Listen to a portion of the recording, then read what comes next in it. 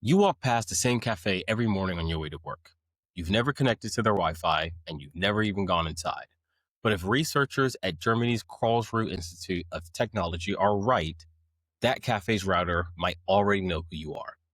A team from KIT's Institute of Information Security just demonstrated that standard Wi-Fi routers can identify individual people with near perfect accuracy. And this is without those people carrying any devices at all. So that means no smartphone in their pocket is necessary or a smartwatch on their wrist. It's just their body moving through the radio waves and Wi-Fi signals that are already in the air around them. For years, a certain type of person insisted that the walls have ears, that the government or corporations or someone could track your movements even without a phone in your pocket. Most people dismiss this as paranoia and the kind of thinking that belongs on Reddit boards next to posts about chemtrails. It turns out that the paranoid were just early.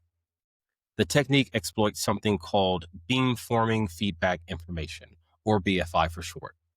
Modern Wi-Fi devices constantly send these signals back to routers to optimize connection quality. The data travels unencrypted, which means that it's readable by any device in range. What the KIT researchers discovered is that when a human body passes through these signals, it creates a unique disturbance pattern. It's like a fingerprint made of radio interference. They fed these patterns into a machine learning model. And in a test with 197 subjects, the system identified individuals with almost 100% accuracy. It didn't matter if they were carrying bags or boxes. The radio waves saw through all of that. The infrastructure to exploit this is already everywhere around us. Wi-Fi networks blanket homes, offices, restaurants. It's in the airports and subway stations. The researchers estimate that this could become what they call a nearly comprehensive surveillance infrastructure, one that's invisible and raises no suspicion because we've been trained to see routers as almost harmless utility devices. Julian Todt, one of the researchers, said, "This technology turns every router into a potential means for surveillance." And when you think about the applications, things get dark pretty quick. In authoritarian states, this could track protesters without the mess of facial recognition cameras. Stalkers could confirm someone's daily routines without ever being seen. And unlike a security camera mounted on a wall, there's nothing to notice. There's no lens, there's no recording red light. It's just the same router that's been sitting in the corner for years. Previous Wi-Fi sensing research required specialized hardware or access to the router itself to exploit this method. But this new discovery requires neither of those things. Any device that can receive Wi-Fi signals can potentially collect the data. The attack surface is every connected device within range of the target. Your neighbor's laptop, a stranger's phone, or the smart TV in a waiting room. Researchers are now pushing for privacy protections to be written into the upcoming Wi-Fi standard. Specifically, they want the BFI data encrypted by default. Without that change, every router upgrade and new device deployment expands the potential surveillance grid.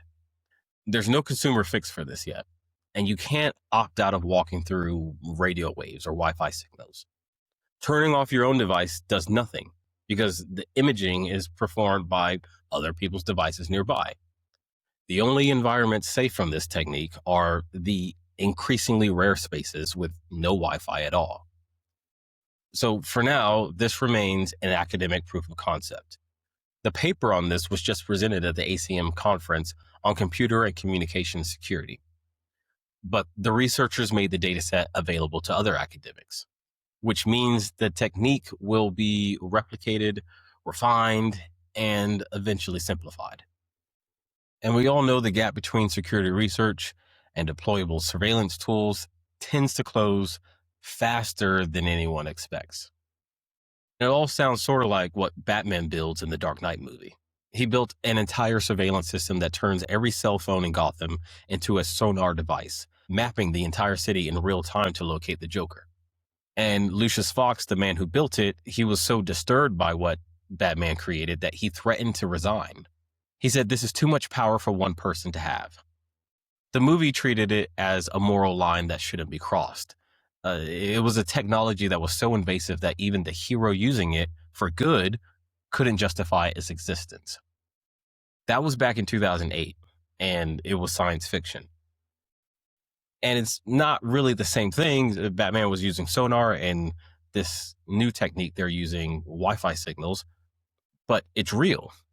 In the Dark Knight movie, Batman destroys the surveillance system after using it once, and he acknowledged that it was too dangerous to exist. In reality, the infrastructure is already built. The technology is already out there.